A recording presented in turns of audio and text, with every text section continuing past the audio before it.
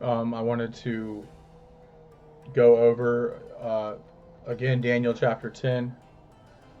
Daniel is living around 500 BC in Persia along the Silk Road, um, near the in Susa, Iran, near the Tigris Tigris and Euphrates River, right at the point of the right where the Silk Road comes in and meets the Silk Road enters into that city. So Susa was a major city at that time, in Iran. So the Silk Road is coming from the east across the Persian border, from China across the Persian border, all the way through to Susa, Iran. So Daniel meets a man who, a person with a visage of a beard, white hair, a white beard, a golden silk robe on, some type of golden silk on, which sounds like silk from China. It says it looks like the type of it looks like the golden silk that um, used to be traded and used at that time around the all coming from the Silk Road. So this golden silk was a real thing that people wore. It was considered almost like a pure cloth gold. The man is carrying a scroll, and then finally in Daniel chapter 10, he's he reveals what happened. He says he was traveling eastward across the Persian border. He gets detained by the border guard for 21 days. Daniel was praying for 21 days, trying to find understanding. It says in Daniel chapter 9 and 10. This man arrives. He is saved by Michael, the prince Michael, and Michael is the only one who was seemed to be protecting him and carrying him along. Um, Michael then Michael then brings him to Daniel on his journey to speak to the Persian kings. Michael, during this whole vision, Daniel sees the scroll. And then he's shown and read the scroll. So in Daniel chapter 10,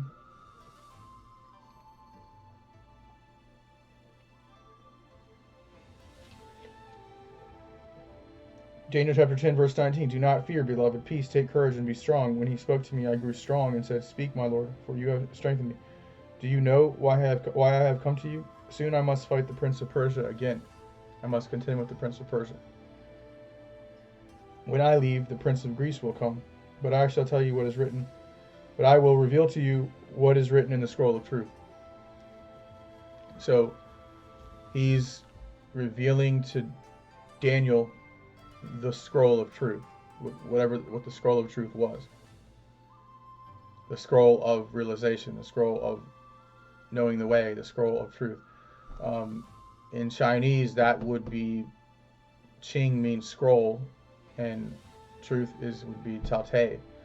Tao Te Ching would be the transliteration of those two words. And then he says, no one supports me except Michael the prince, and in the first year of Darius the Mede I stood and strengthened him and took refuge. So the scroll of truth is revealed. No one was protecting him and supporting him, but Michael came and protected him, brought him out of captivity, brought him to meet Daniel. And then the scroll is sealed in Daniel chapter 12. The scroll of truth is sealed up by Daniel. That would be the seven seals.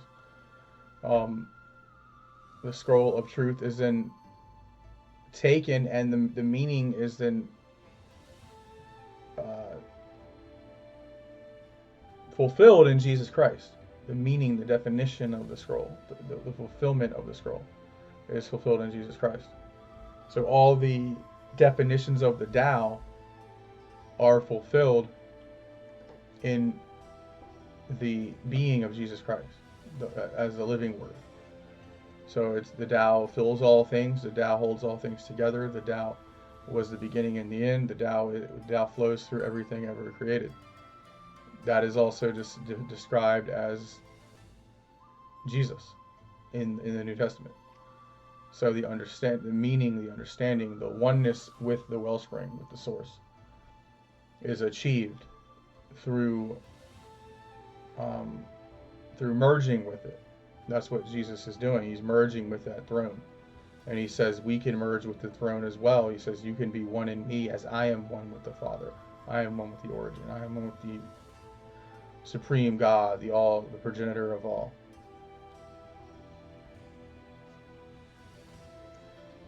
So there you have the definition of the sealed scroll, the messenger who came with Michael. And then you have the book of Revelation, which is the revealing of that scroll. Jesus says, I am going to reveal it to my servants in the end times, the meaning of the scroll. And then after that, Revelation chapter 10, Michael is released again. Michael who will stand up and finally wage war against the final end times protection for the saints. So this is all timed perfectly. This is all timed to the revelation. This is all timed and linked. The depictions of Lao Tzu are him holding the scroll behind the horns of the bull, which is the Taurus and the 7 stars. So the scroll is the 7 stars. The 7 stars are the messengers to the 7 churches. The 7 churches activate the way. They activate the key of life, the key of Hades and death, the hidden manna, the secret of the universe, the secret and the mystery of God are all revealed through the activation of the 7 churches and the 7 stars. The scroll is then opened up, the 7 seals, the meaning, the revelation, the meaning of the scroll is opened up, is revealed, is activated through Christ, through the Lamb, through the slain Lamb. The slain Lamb fulfills the DAO. The slain Lamb fulfills the expression, the understanding of the DAO is then met with the slain Lamb. Where we say now the Lamb fills all things, the Lamb holds all things together. The exact same description, but now we see it, we fill it with consciousness, we fill it with life, we fill it with the immanent presence of God. So what was once the DAO, what was the DAO, just the representation of creation, is now a potent source of the active glory of God, the presence of God, the actual immanent presence of God in all things. God's not just at the surface. He's not just at the beginning. He's all throughout creation now. He's all penetrating throughout every moment, throughout every point. That's the revelation of understanding in the book of Revelation.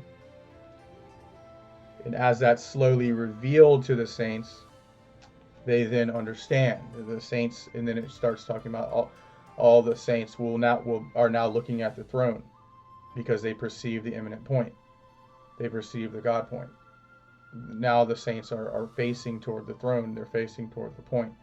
They understand it. They now are going through the process, going through the motions to learn to sit at the throne with the Lamb and wash themselves pure and clean. Everything is a process of revelation. In April 3rd, 2020, the Venus was moving toward the 7 stars. Venus sat just under the 7 stars. Over the next 8 years, it's going to be getting even closer. In 2028, 2036, and 2044, by 2036, it will be right near the middle of the 7 stars. Right around the middle, and it will illuminate through the 7 stars. So the full revelation is coming. This all unlocks with Bob Jones' prophecy of the revelation of the rest of God. Because through the understanding of the way, through the understanding of the 7 seals, we can now penetrate the 7 days of creation and magnify them with the light of God, with the illumination. We know the parable of Jesus now, the hidden mysteries since the foundation of the cosmos, and now we can fill it. So now we see it through everything. We can pan through the entire universe as this one singular point, which has just been emanating since the beginning, all the way into the end.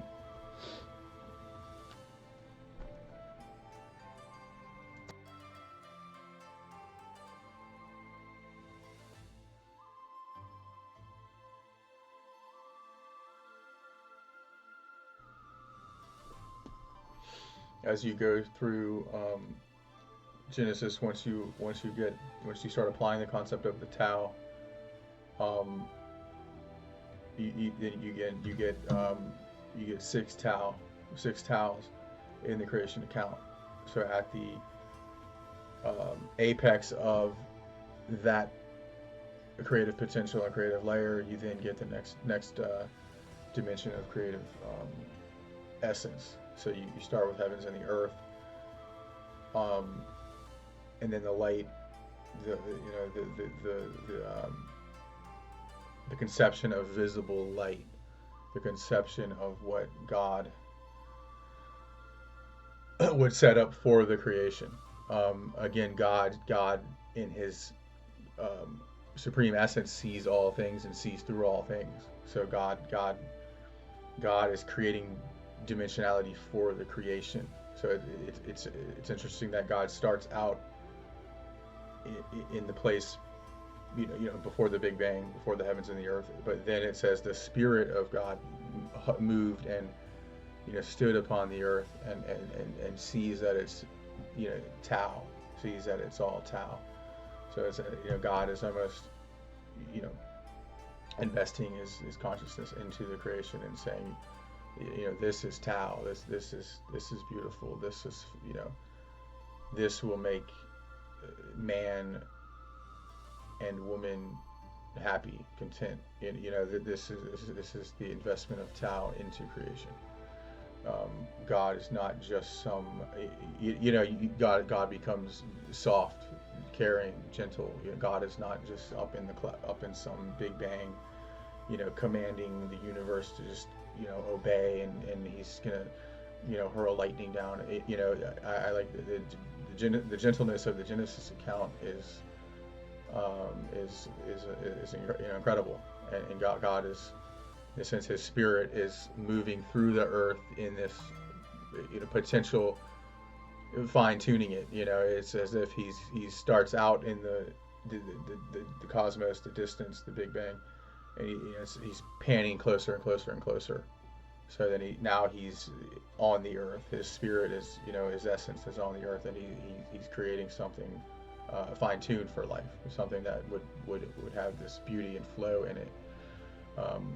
It's God almost in this sense is like a painter, or a poetic. I really like the account of, especially just of Elohim, the creator God. Before we have the introduction of good and evil, which is a separate side story. So the creator Elohim,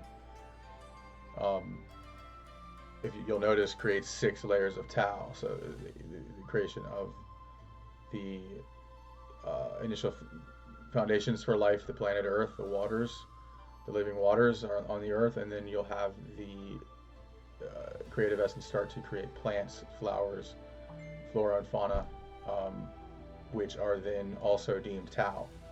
So again, you see this beauty, trickling up out of the waters in this evolutionary pattern, and it's almost as if it's completed when God has fully fine-tuned it, and it becomes beautiful. It's not just this empty rocky planet anymore, right? It's got a sky, and it's got green grass and flowers growing up, plants, and the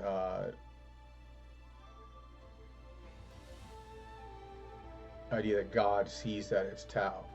So Tao is an aspect of the conscious motivations of God. God is the only one existing at this point, and you still have the concept of Tao. So it's interesting. You have God, panning in through the universe onto the earth, creating something that has beauty, that has it has this flow to it, and this natural essence and flow that we find in Taoism, that Taoism already speaks of in the natural order. So it's really interesting. At this point, you just have the natural order. So everything in the universe obeys God at this point. If you understand what it's saying, it's all good. It's all Tao at this point. Everything in the natural order just sort of springs up and is just coming into creation.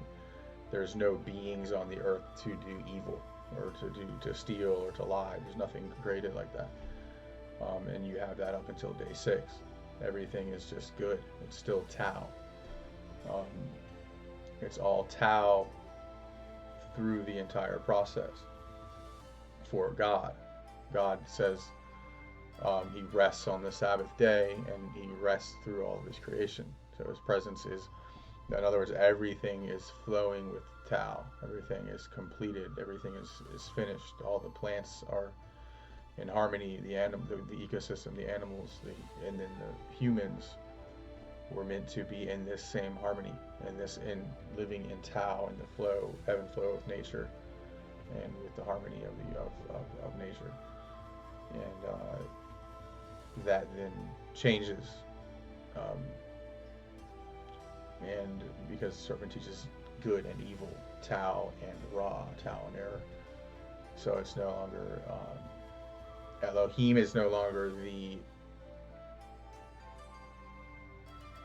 creator of Tao. Now man has to create his own Tao. He has to create his own goodness in creation, rather than living in the natural harmony of the natural order with Chi, with the actual natural life force that sits inside of them, living out in the Garden of Eden. So this paints the picture of Elohim being pure and the natural order being pure. The only thing that deviates at this point is of course, the serpent and then mankind. So mankind has been steadily migrating away from the natural order and out of harmony with the natural order since then, and that's a fact, and that's through our knowledge and technology and what have you. So we've become less dependent on the natural order, and we've become more dependent on our own processes of trying to make the world good, Tao, trying to create our own goodness in the earth, and which creates more and more complications, and obviously that it never fully pans out when we try to rely on ourselves completely without God. So it never fully pans out. It always ends up in more and more chaos, disharmony, war, competition, empires, etc. So it's not the idea of the empire is simply not in harmony with the natural order. The natural order doesn't ascribe that to mankind. Mankind has taken that on themselves, and so that's where it becomes interesting. So you have Christ coming to restore the good, to restore the way, the truth, and the life, to restore to restore Tao, in the sense, to nature, to humanity. So it brings it all back into balance, so that humanity is restored back into the ebb and flow of the natural order, the harmony with the natural order. And I believe that's the time coming where, Joel talks about the prophets, the glory of God will fill the earth as the waters cover the sea. I believe this is connected to the understanding and revelation of the Tao and the in the way, and Christ illuminating that and becoming one with the Father, through of course following after Christ, putting on the Holy Spirit, purging purging the fallen nature from us, and then eventually flowing and becoming one with Elohim once again.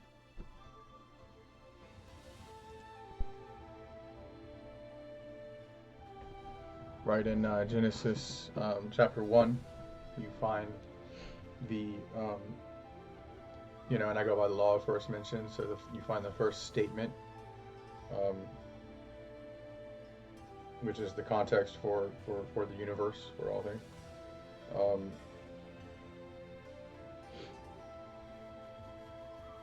at the beginning, Elohim created heaven and earth. So that would be the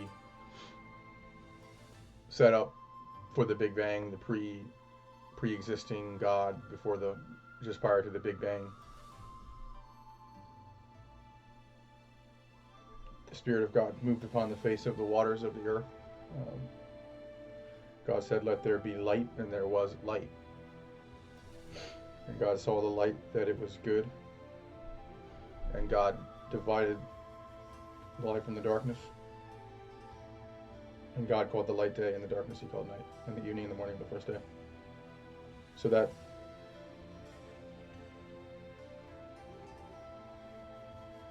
first mention of good is the Hebrew word to or tao, which is the term in Chinese for universal harmony. So the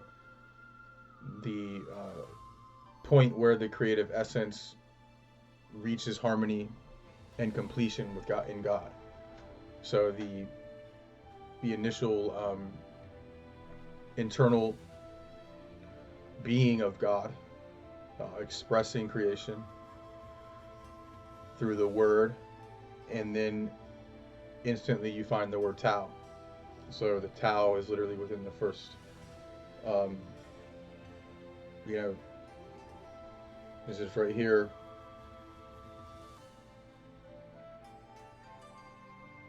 Genesis chapter 1 verse 4. So the God saw that it was Tao. God, in other words, God is manifesting the creation, and the Tao activates it in space-time into a creative unification, into something that manifests and exists. So you don't just have the internal process of God, you have something that is acting and moving, that something that harmonizes with the will of God, with the initial will. So you might say prior to the Big Bang and then after, so you have this concept of the Tao, this point, this internal thing activating and sort of, however you might picture it, forming the universe, flowing through the universe. It's almost as if it's like a flow, this type of language that describes the Tao seems it's very poetic. It almost sounds like it's like this spinning and ebb and flow that sort of forms into galaxies and universes, and that's seems very accurate to what seems to happen in nature itself. So the Tao is of course unfathomably small, smaller than an atom, smaller than the electron, smaller than all of the fundamental forces. It seems to be what would be there prior to that. So I began to see this as a reference to the unified field, whatever the Tao is. The Tao seems to almost approach the surface of the spiritual realm, or the spiritual field, the field of where physical things no longer exist. That's what we would have to essentially say. You might say, how does that then form into physical things that seem physical, things that seem tangible? And that would be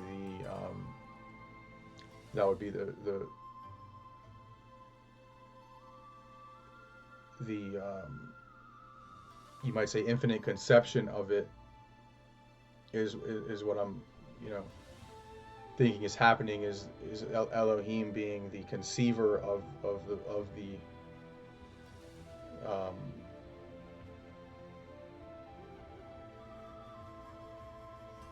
the creative potential of the Tao. So the Tao then acts it out. The Tao is then creating and making it into what is already established in this imaginative spiritual realm. So, which, you know, in the realm of the imagination, I can actually conceive of that place. I can't conceive of it in the physical realm because in the physical realm. I'm limited to the physical laws of what controls my brain and my eyes, and so I can only perceive of things at a certain size. But through, if you think about it through the imagination, I can go to that place. I can go to that place. I can just simply pan in to the smallest point and say it's a little, it's a flower that's growing out, and it starts out that small. And since it has no dimension, since it has no measure, I can say through the act of the imagination, I can say that is in that smallest point. I mean, since so we're dealing with that seems to be the field, that the type of thing that we're dealing with. You arrive at that point in a conscious place. I can arrive at that place and then begin to ascribe properties. I can say, I can say something is that, I can definitively say something is that small, and something is there, and something is moving, something is springing out, or growing, expanding from that point, from that place. So I think it almost and in something that small could almost take on any infinite potential that could be expressed or imagined. So you have that would be the mind of God, which then wills all of these creatures into existence. Very complex creatures, squids and flowers and animals at the bottom of the sea that light up and glow. And I mean, the imaginative capacity of this is just mind-boggling. I mean, something an artist couldn't even come up with in their mind. I mean, some of these creatures are so complex. But they all share a fundamental system. They all have a fundamental system, which is, an axis, some type of body, some type of axis, something that moves and vibrates in this type of pattern, in this type of field. So everything in creation has that same exact fundamental pattern. So you can begin to take that and place that on every single, an atom has some of these same properties. An apple, a galaxy, a universe, a solar system, a tree carries the same exact properties. The human brain swivels on an axis and has the same exact shape and the same exact dimensions. And just looking at different scales, but as you scale up, you always have this same exact fundamental design and this same exact type of thing. On different scales and with different levels of complexity, but they're all nonetheless the same. It always has it. So we can start to define parameters of something based on everything that we see. You start to get a picture of what's happening at that point, at that surface, at that place, which then to me would go into the realm of the mind of God, the creative essence of God, the love supreme, the source, whatever we would want, whatever one would call this place, this field, this expansion. All that came out from it would have to have been somehow contained within it at some point. The information, the stuff that's emanating, has to be conceived of prior to its actual its expansion.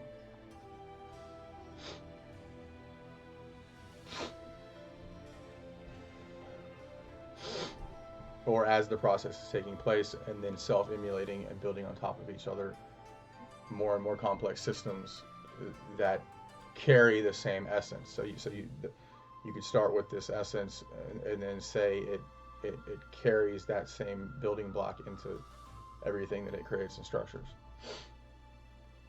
So it has an initial impulse given to it, or we, I would say, of course, by Elohim, by God, by the All, and then it then begins to just self-replicate a pattern, and that pattern just keeps on expanding and keeps on going. And then you can start to see that everywhere. I mean, literally in everything and everywhere you go. When you start to see this pattern, this same exact thing happening everywhere. This ebb and flow, you start to you tap into it, and you start to see the DAO. You see that the DAO is flowing through everything and is in everything.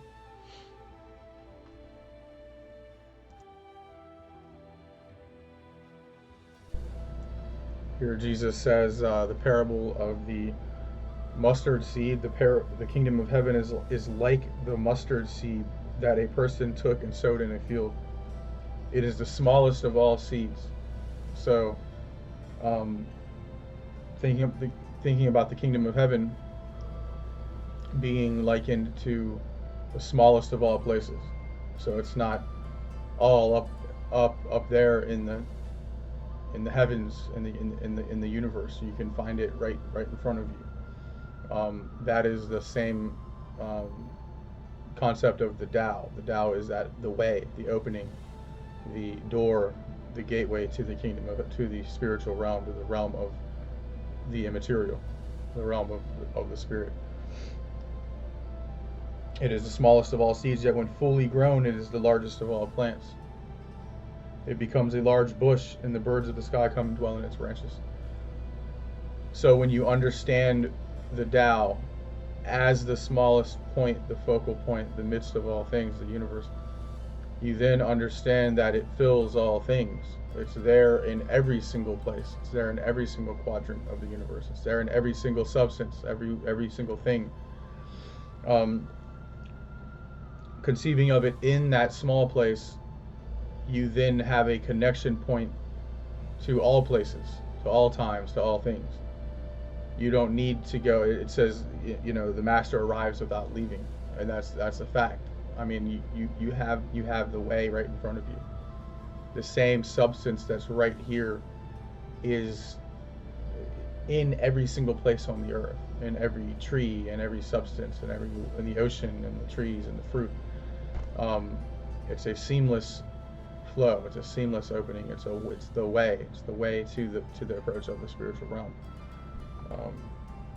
The parable of the yeast. The kingdom of heaven is like yeast. There's another great example. The woman took the mixed flour and mixed it in with the yeast, and it leavened the entire batch, leavened the entire universe. They're taking that tiny little bit of leaven, that tiny little particle that seems almost infinitely invisible and small, putting that into the batch. You now fill all things. You now fill the whole universe. You can picture it, this tiny little particle of dust, granule, that you might see. You can even see it in the pixel on the tiny little pixel on the screen. That's a great way of giving an example as well. Jesus may have used that same metaphor today for a pixel on a computer screen.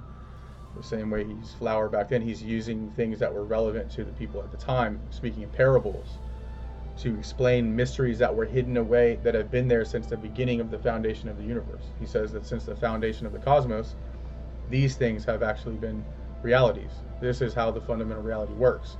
Jesus is what Jesus is saying.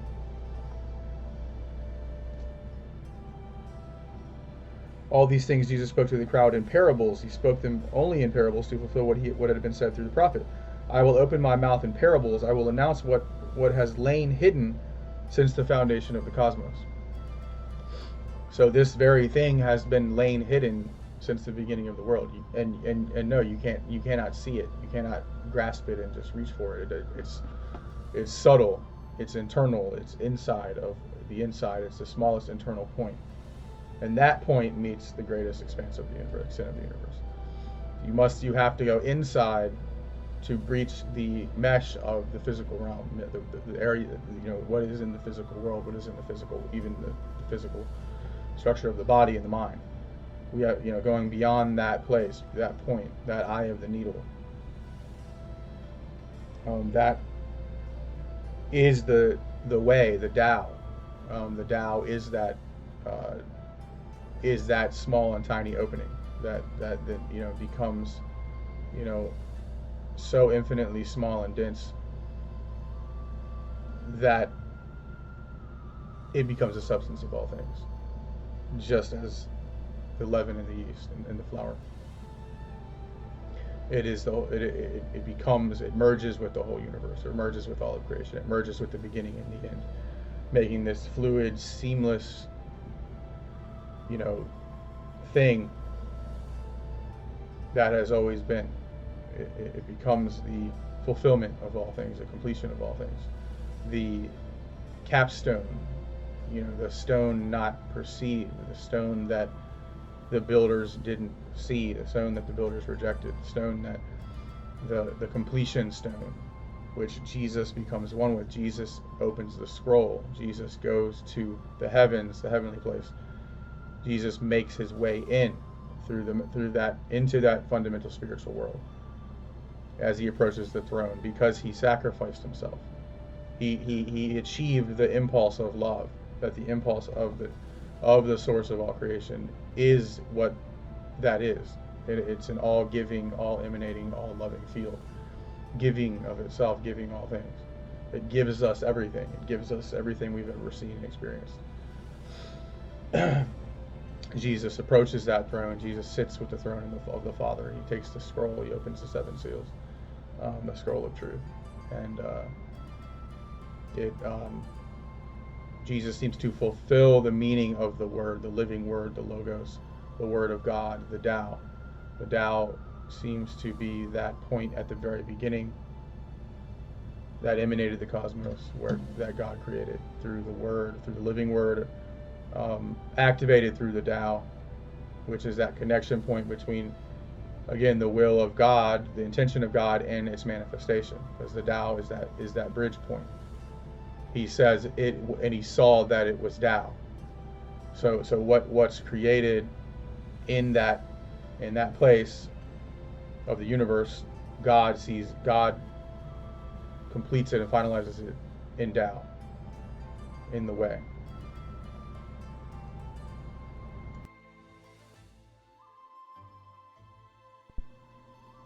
Tao ends up,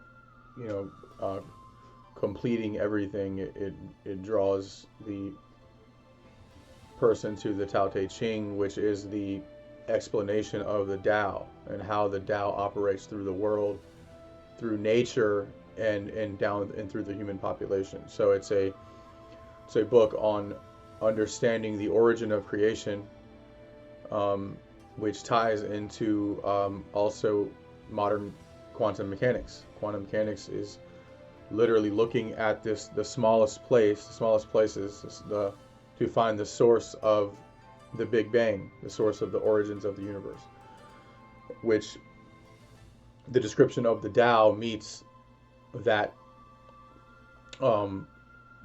place. The Tao has been there from the beginning to the end, since the very beginning, the foundation of the creation. Tao would be the source of the universe, and the flow throughout the universe that has always been there. So the Tao is, in a sense, this field, which could be described as the mind of God, or the presence of God. And that's found in the scroll in the Tao Te Ching, which is, in theory, is revealed to Daniel the prophet in 500 BC by the archangel Michael and Lao Tzu, traveling across the Silk Road, and unlocked in the book of Revelation. So the Jesus, the Messiah, had to come which was also revealed to Daniel the prophet. And the scroll had to be sealed, and the meanings of the scroll were not meant to be revealed yet, except but through the lens of the Messiah, through the lens of understanding the Messiah and the nature of love, the nature of God, the nature of sacrifice, which is revealed in the New Testament. Then we can have a full, true understanding and grasp of the Tao, where the ancients may not have fully understood it in its completion. So it does, the Tao does become the stone that the builders rejected, the completion stone, the capstone, the finalization of all things, including quantum understandings of quantum mechanics, understandings of how God created the universe, not just why, but how. What is the process? What is the building block that's been there since the beginning of the Big Bang, flows throughout the universe, creates life on Earth through a process. We know that God's in all things and throughout the universe, but we don't. What is the mechanism that God is using? What is there something present within the structure of creation itself in the quantum realm, a quantum field that is operating the will of God, acting out the will of God? I would suggest that is Tao. That is where God sees that it is good. God sees it as Tao. So God is operating in creation and then completing it and finalizing it through the Tao, which is his the active presence in space-time in the universe. This would tie into even in quantum concepts and understandings in quantum mechanics and quantum physics. This is a book on string theory, which and other theories that seem to tie into this exact same place. They're actually searching into these fundamental fields to find the mystery of creation, to find the God particle and the Higgs field and these ideas that have been hidden away since the foundations of the universe and have always been there. The same reality has always been there in the substructure of the universe. So that's what's incredible about this, that this has always been real. These are just some other books on the development of theories of the universe and ideas throughout time. So it all ties together, comes together all at this time where this is all merging into one, through multiple layers of revelation, multiple layers of history coming into one. And we now see the completion of the mystery in Revelations chapter 10, where it's fully unlocked and understood. So the scroll is then handed to the man, to I believe John, and then the scroll is fully unsealed. So the understanding of the scrolls can now be fully understood and unsealed and explained,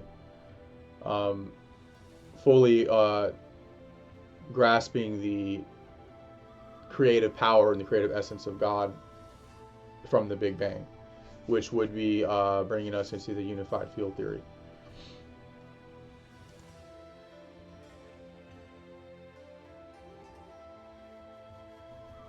And finally, in the final book of Revelation, in the revealing of the mystery and the power of God, the Lamb enters in through the seven seals into the midst of the seven seals as he takes the scroll,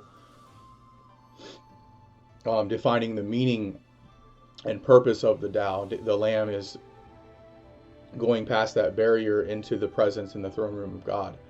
He's entering into the midst, into the center, into the Tao, into the throne of God.